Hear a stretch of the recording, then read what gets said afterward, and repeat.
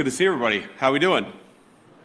Good, good. Well, it's an amazing privilege to be here in Jaipur.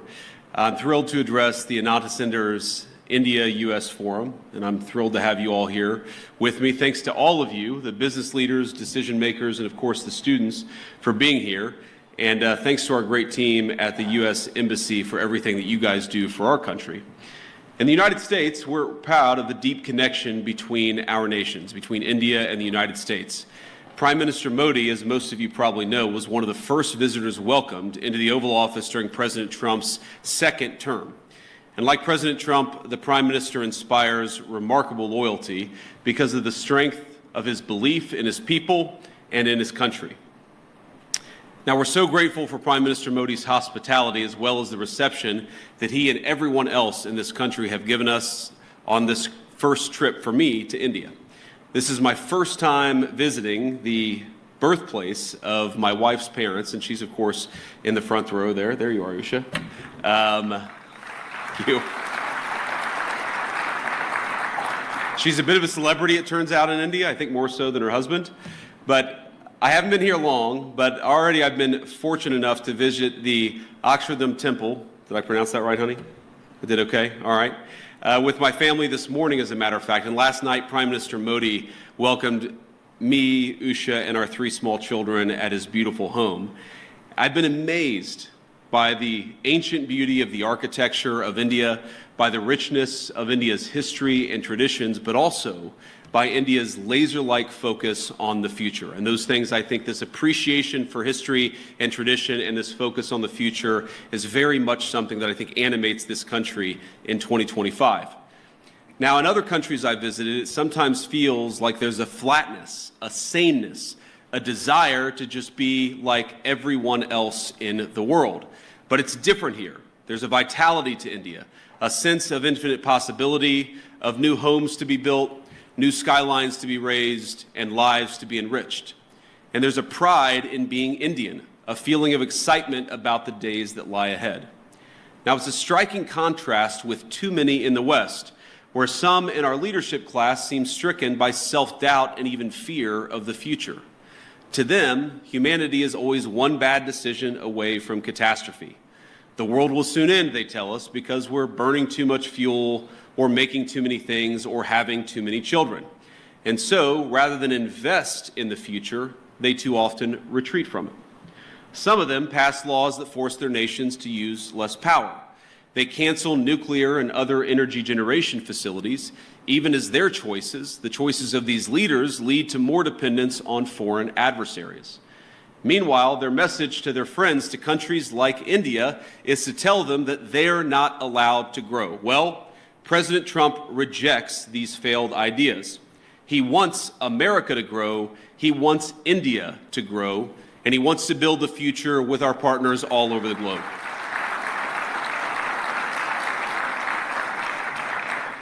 And when I look at this audience, or when I visit this incredible country over these last couple of days, I see a people that will not be held back.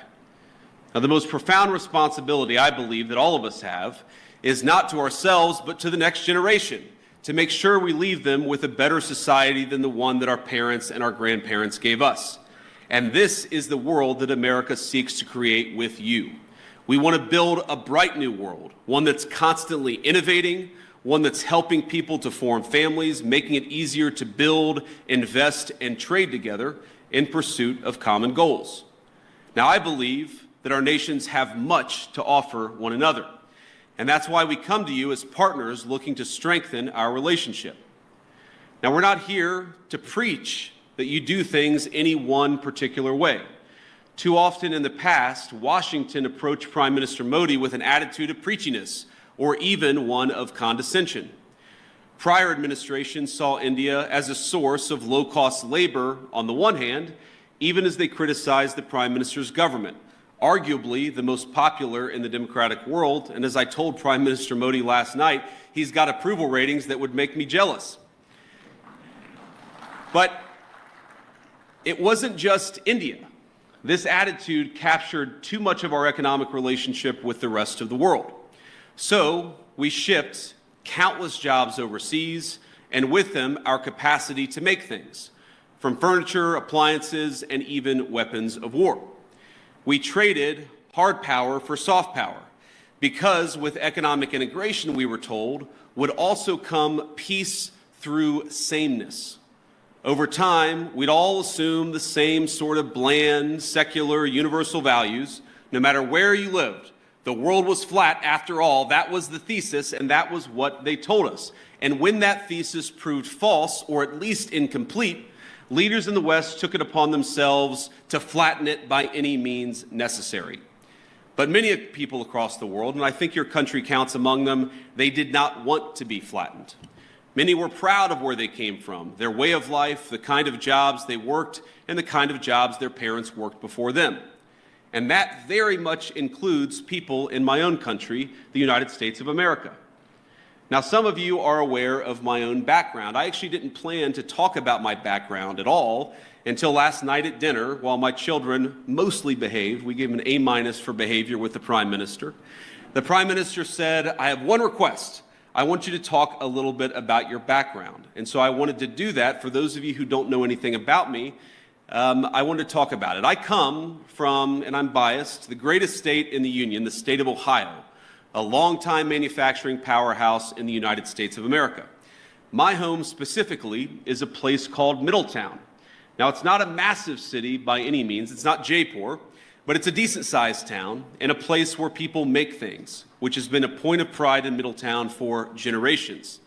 It's filled with families like my own, some of whom called us hillbillies, Americans who came down from the surrounding hills and mountains of West Virginia, Tennessee, and Kentucky to cities like Middletown in pursuit of the manufacturing jobs that were creating widespread prosperity for families all across America. They came to Middletown in search of what we call back home the American dream. In Middletown, my parents raised me.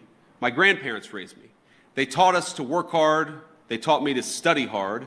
And they taught me to love God and my country and always be good to your own. My granddad, who I called Papaw growing up, he typified that. Late into life, he worked as a steelmaker at the local mill. And I know India has a lot of those. Papaw's job gave him a good wage, stable hours, and a generous pension. All that allowed him to support not just him and my grandmother, but his own daughter and grandkids with him. Now, by the time I came around, money was awfully tight, but he worked hard to make a good living for all of us. Now, I know Papaw and Mama were grateful for the way of life their country made possible.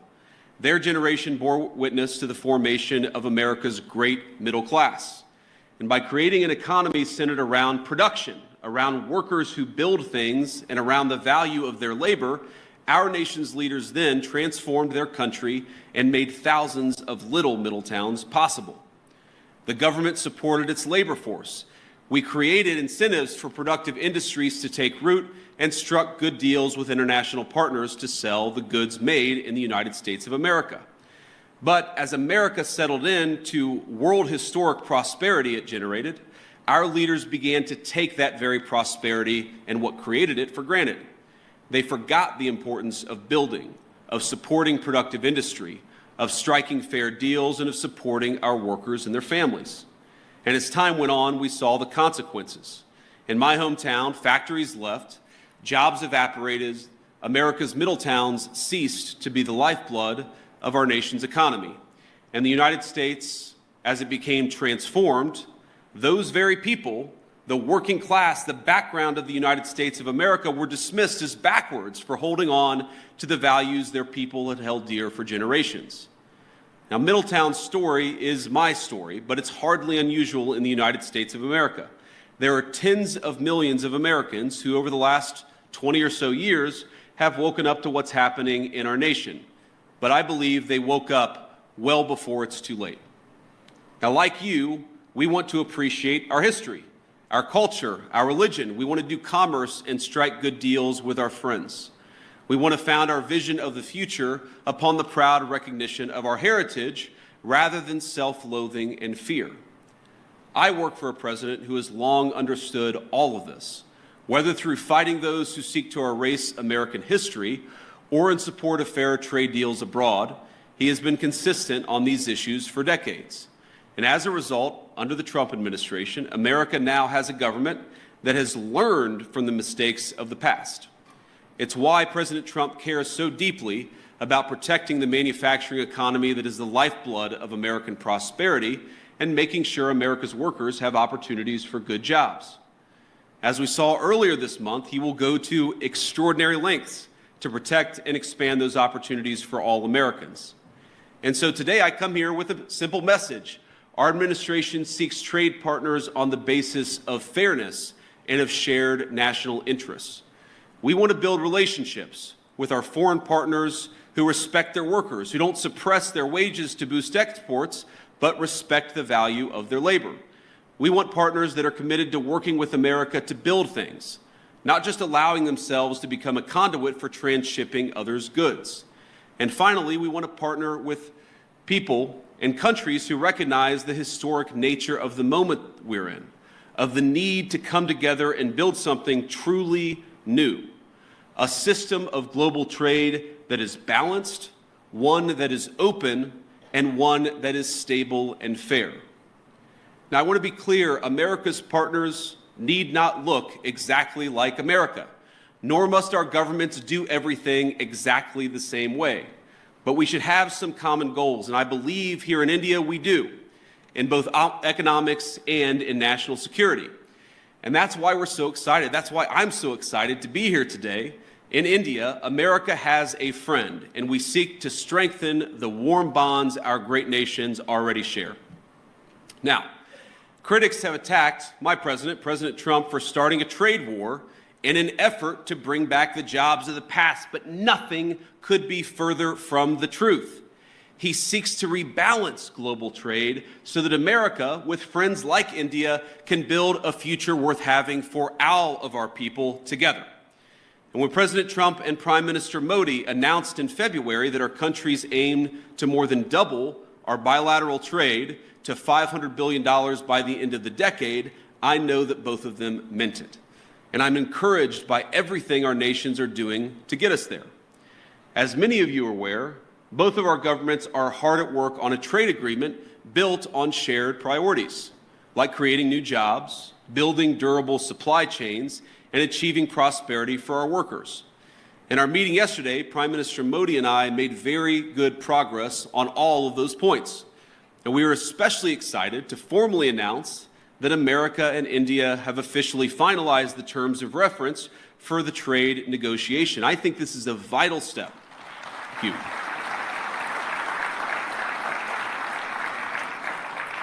And I believe this is a vital step toward realizing President Trump's and Prime Minister Modi's vision, because it sets a roadmap toward a final deal between our nations.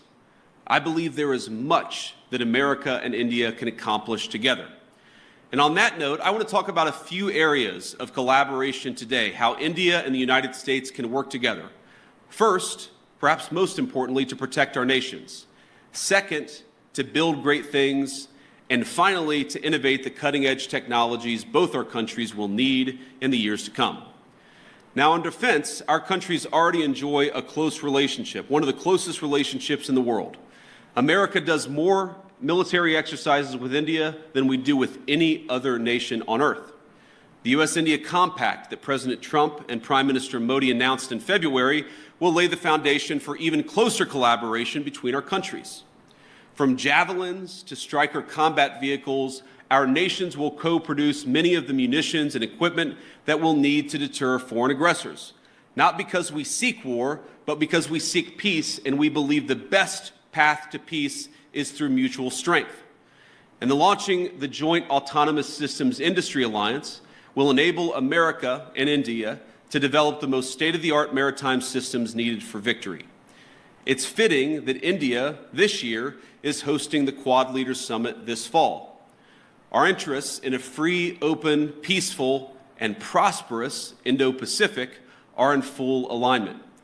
Both of us know that the region must remain safe from any hostile powers that seek to dominate it. Growing relations between our countries over the last decade are part of what led America to designate India a major defense partner, the first of that class. This designation means that India now shares with the UAE a defense and technology infrastructure and partnership with the United States on par with America's closest allies and friends. But we actually feel that India has much more to gain from its continued defense partnership with the United States, and let me sketch that out a little bit. We, of course, want to collaborate more. We want to work together more, and we want your nation to buy more of our military equipment, which, of course, we believe is the best in class. American fifth-generation F-35s, for example, would give the Indian Air Force the ability to defend your airspace and protect your people like never before. And I've met a lot of great people from the Indian Air Force just in the last couple of days. India, like America, wants to build, and that will mean that we have to produce more energy. It's more energy production and more energy consumption. And it's one of the many reasons why I think our nations have so much to gain by strengthening our energy ties. As President Trump is fond of saying, America has once again begun to drill, baby, drill. And we think that will inure to the benefit of Americans, but will also benefit India as well. Past administrations in the United States of America, I think motivated by a fear of the future, have tied our hands and restricted American investments in oil and natural gas production. This administration recognizes that cheap, dependable energy is an essential part of making things and is an essential part of economic independence for both of our nations. Of course, America is blessed with vast natural resources and an unusual capacity to generate energy, so much that we want to be able to sell it to our friends like India. We believe your nation will benefit from American energy exports and expanding those exports. You'll be able to build more, make more, and grow more, but at much lower energy costs. We also want to help India explore its own considerable natural resources, including its offshore natural gas reserves and critical mineral supplies. We have the capacity and we have the desire to help. Moreover, we think energy co-production will help beat unfair competitors in other foreign markets. But India, we believe, can go a long way to enhance energy ties between our nations. And one suggestion I'd have is maybe consider dropping some of the non-tariff barriers for American access to the Indian market. Now, I've talked about this, of course, with Prime Minister Modi. And look, President Trump and I know that Prime Minister Modi is a tough negotiator. He drives a hard bargain. It's one of the reasons why we respect him. And we don't blame Prime Minister Modi for fighting for India's industry, but we do blame American leaders of the past for failing to do the same for our workers. And we believe that we can fix that to the mutual benefit of both the United States and India. Let me give an example. American ethanol, we believe made from the finest corn in the world, can play a tremendous role in enhancing our partnership. And I know our farmers would be delighted to support India's energy security ambitions. We welcome the Modi government's budget announcement to amend India's civil nuclear liability laws, which currently prevent U.S. producers from exporting small modular reactors and building larger U.S.-designed reactors in India. There's much that we can create, much that we can do together. We believe that American energy can help realize India's nuclear power production goals, and this is very important, as well as its AI ambitions. Because as the United States knows well, and I know that India knows well, there is no AI future without energy security and energy dominance. And that brings me to my final point of collaboration. I believe that the technological collaboration between our countries is going to extend well beyond defense and energy. The U.S.-India Trust Initiative that President Trump and Prime Minister Modi have launched will be a cornerstone of the partnership in the future. It'll build on billions of dollars of planned investments that American companies have already announced across India. In the years to come, we're going to see data centers, pharmaceuticals, undersea cables, and countless other critical goods being developed and being built because of the American and Indian economic partnership. And I'll say it again, I think that our nations have so much to gain by investing in one another. America investing in India, and of course, India investing in the United States of America. And I know that Americans, our people, are excited about that prospect, and that President Trump and I are looking forward to stronger ties. Americans want further access to Indian markets. This is a great place to do business, and we want to give our people more access to this country. And Indians, we believe, will thrive from greater commerce from the United States. This is very much a win-win partnership. It certainly will be far into the future. And as I know this audience knows better than most, neither Americans nor Indians are alone in looking to scale up their manufacturing capacity. The competition extends well beyond cheap consumer goods and into munitions, energy, infrastructure, and all sorts of other cutting-edge technologies. I believe that if our nations fail to keep pace, the consequences for the Indo-Pacific, but really the consequences for the entire world, will be quite dire. And this, again, is where India and the United States have so much to offer one another. We've got great hardware, the leading artificial intelligence hardware in the world. You have one of the most exciting startup technology infrastructures anywhere in the world. There's a lot to be gained by working together. And this is why President Trump and I both welcome India's leadership in a number of diplomatic organizations, but of course in the Quad. We believe a stronger India means greater economic prosperity, but also greater stability across the Indo-Pacific, which is of course a shared goal for all of us in this room, and is a shared goal for both of our countries. Now, I want to close with one last story, or maybe a couple of stories. So, you know, my son Ewan is 7 years old. He's our firstborn son. And yesterday, after we had dinner at the Prime Minister's house, the food was so good and the Prime Minister was so kind to our three children that Ewan came up to me afterwards and he said, "Dad, you know, I think maybe I could live in India." But I think after about 90 minutes in the Jaipur sun today at the Great Palace, he suggested that maybe we should move to England. So you take the good with the bad here. But I want to talk about Prime Minister Modi because I think he's a special person. I first met Prime Minister Modi at the AI Action Summit in February, and we had a lot of important discussions on AI and other policies to prepare for. The Prime Minister also managed to figure out that my son Vivek was actually turning 5 years old on the trip. This was in Paris just a couple of months ago. So think about this. Amid a huge international policy conference, he took the time to stop by where I was staying, wish our second son, Vivek, a happy birthday, and even bring him a gift. Ush and I were both genuinely touched by his graciousness, and we've been even more impressed by his warmth since we arrived in India. Now, it's interesting. Some of you may know that when you're a politician, your kids spend almost as much time in the limelight as you do, and the great things about kids is they are brutally honest. They're brutally honest with everybody, whether you want them to be or not.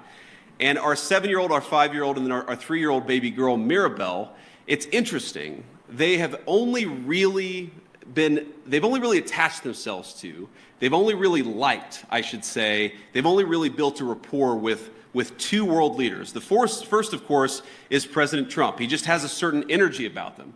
But Prime Minister Modi, it's the exact same thing. Our kids just like him. And I think that because kids are such good, strong of characters, I just like Prime Minister Modi too. And I think it's a great foundation for the future of our relationship.